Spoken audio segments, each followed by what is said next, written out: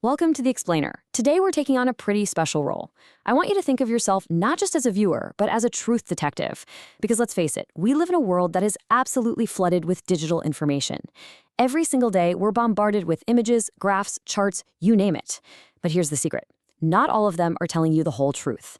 So today, we're going to unlock a set of superpowers known as visual literacy. We're going to train your eye to look at digital texts and instantly decode what's really going on beneath the surface. Get ready to completely upgrade the way you see the world. Okay, let's dive into our detectives training checklist. We'll start with the power of visuals, then cover why visual literacy matters, move into spotting misleading data, test your visual skills, and finally wrap up with education paired with morality. It's a packed agenda, so let's get right to it.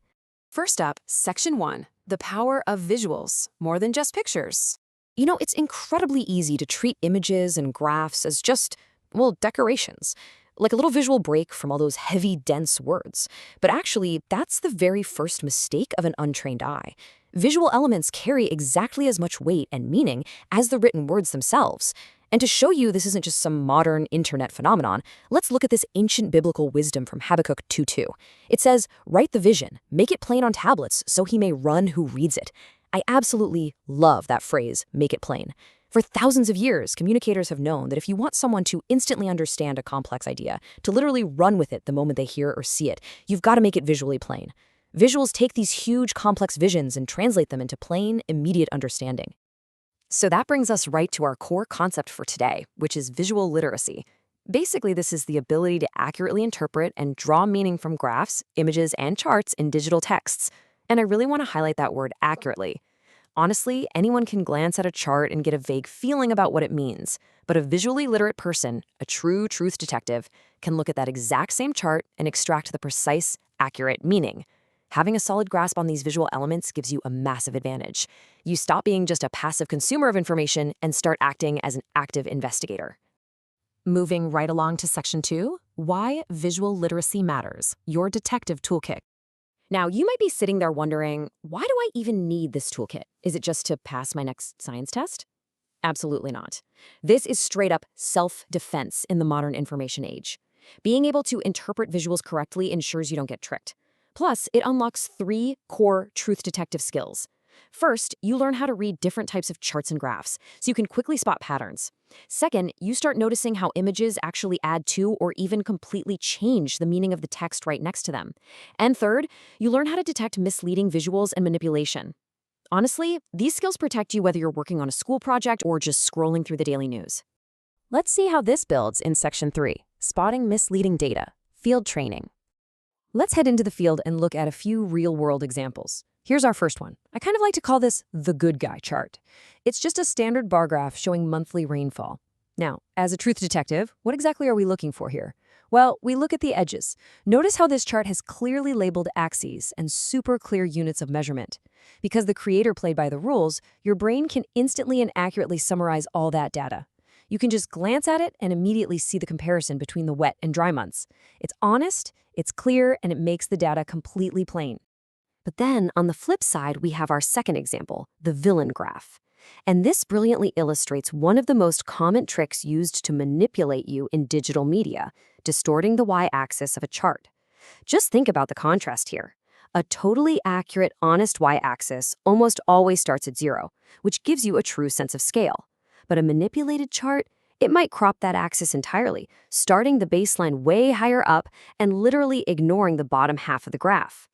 So let's say that manipulated y-axis starts at the number 90 instead of 0. Why in the world does this matter? Well, by shifting the baseline away from 0, the chart artificially exaggerates the differences between the values. A tiny little change in the data, let's say a little jump from 91 to 93, suddenly looks like a massive towering spike. If you aren't visually literate, you might totally panic or jump to a completely wrong conclusion, just because small changes look absolutely huge. But as a trained truth detective, you know you always check that baseline first. All right, let's look at a third example, a labeled diagram of the human heart in a biology article. This perfectly highlights another superpower of visual literacy, which is seeing how images add instant clarity. Seriously, imagine trying to read a dense, 3-page written description of every single valve, chamber, and artery of the human heart. It would be incredibly confusing. But a really good, informative, labeled image, it just cuts right through all that noise. It takes those dense, written descriptions and makes the physical relationships instantly understandable. It just goes to show that a great visual doesn't decorate the text, it actually completes it. Which brings us to Section 4, Test Your Visual Skills, the testing ground. Okay, we've gone over the core concepts, and now it's time to apply your new detective skills with a rapid-fire knowledge check based on our earlier points. First up, ask yourself, can you name 2 types of visual features in digital texts? Think back to the very beginning of the explainer. You might say graphs, charts, or images, right? Spot on. Now for the second part. How can a graph actually help you understand data faster? Remember that rainfall chart we talked about? A graph helps you understand data faster because it lets you instantly spot patterns, summarize really complex info, and make quick comparisons with just a single glance. Moving right along to the next questions. Can you give an example of a misleading visual? Try to picture that villain graph in your mind. A classic example is a chart that manipulates the y-axis, like starting it at 90 instead of 0, just to exaggerate differences and make tiny little changes look huge. And follow-up. Why is labeling so absolutely crucial on charts? Well, think about it. Without clear labels and units, you literally do not know what you are looking at. Labels provide that vital context that makes the data real and accurate. And here's the final question for our testing ground. I want you to think for a second and describe a time when an image helped you understand a topic. Think about your own life for a minute. Maybe it was a diagram of the solar system, a step-by-step tutorial on how to fix a flat tire on your bicycle, or even just a labeled map in a history book. When you connect this lesson to your own personal experiences, you start to realize that you've actually been relying on visual literacy your entire life. The only difference is now you have the specific tools to use it deliberately. Finally, we reach Section 5, Education Paired with Morality, the ultimate purpose. So the crucial point is, why do we even learn all of this? Well, the HeroesMart Academy curriculum pairs the everyday mechanics of visual literacy with a much deeper foundation. And their philosophy is simple but incredibly profound. Education without morality will hurt. Just think about that for a second. What is the point of being smart, of having the ability to perfectly analyze a complex chart if you end up using those skills to manipulate others? The curriculum argues that being smart simply isn't enough on its own if you completely lack the character to act truthfully on the data you find.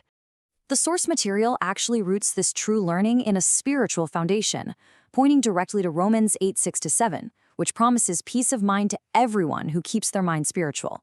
The Godly Learners series really emphasizes that when you take the sharp, analytical skills of a truth detective and pair them with biblical morality, you don't just become a smart person, you become a wise person. You gain genuine peace of mind because you know you're using your education constructively. I want to leave you with one final, vital question to really ponder today. You now have the skills to read the data. You know how to check the axes, you know exactly how to decode the images, and you definitely know how to spot the manipulation. But do you have the morality to make the right choice with that information? Keep building your intelligence, absolutely, but never, ever forget to build your character right alongside it. Thank you so much for joining me on this Explainer Truth Detectives. Keep your eyes sharp, keep your mind spiritual, and I will see you next time.